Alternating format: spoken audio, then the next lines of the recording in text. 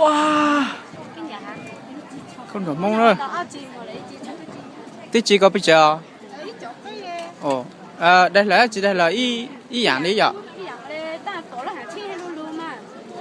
Giờ. Nhưng mà ở cái quán cấu có một anh bán nó có tuổi. Con đổ mông nữa. Không được là có thấy ít chữ từ rồi.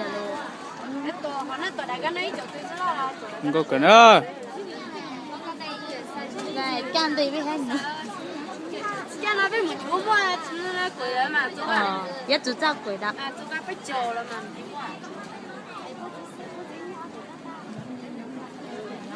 Kỹ vào. Cái sao thì có. Một số. Để rồi tiền đâu mua. Đây cặp mình đây là. Đấy á? Ô, sao thế? Nhà cô ấy.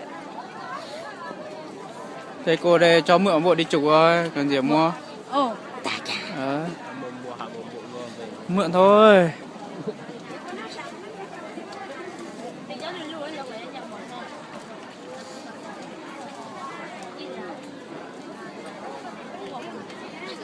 Mà biết một cái kiếm sạch không được món nữa.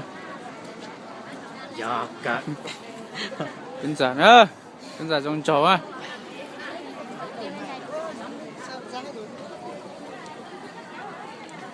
nhưng mà không phải có một bộ chứ.